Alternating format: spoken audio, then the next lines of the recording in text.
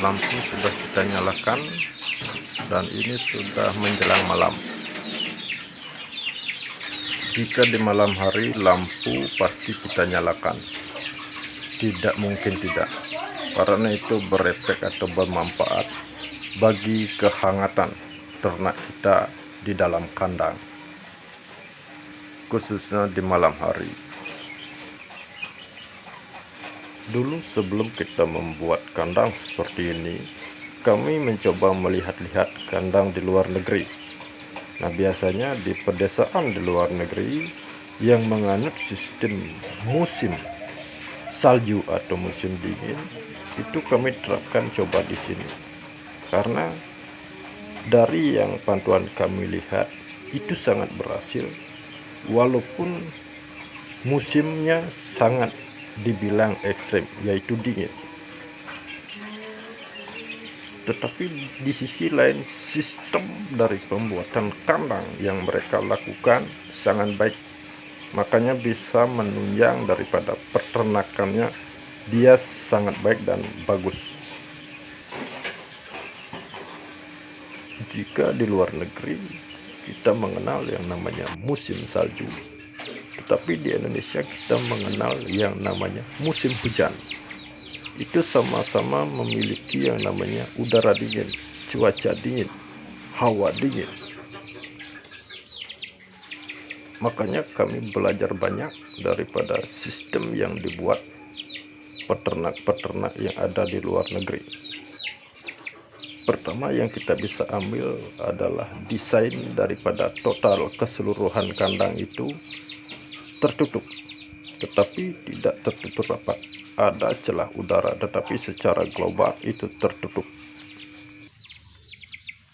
Tujuannya adalah untuk di musim dingin, agar kita bisa jaga-jaga biar di dalam kehangatan kandang itu tetap yang namanya terjaga dan suhunya bisa stabil. Biasanya jika musim dingin datang, itu lampunya 1 kali 24 jam itu akan terus menyala. Itu juga bermanfaat bagi keleluasaan kita. Jam berapapun kita memberikan pakan, itu akan bisa dilihat oleh ternak kita. Jadi di musim apapun, kalau di luar negeri itu biasanya bisa kita melakukan aktivitas dalam hal beternak itu tanpa terkendala yang namanya musim.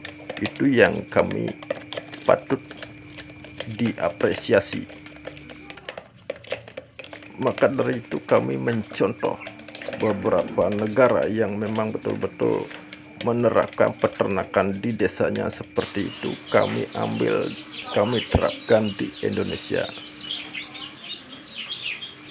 Makanya kandang kami seperti ini agak tertutup dan memang untuk menghindari yang namanya iklim.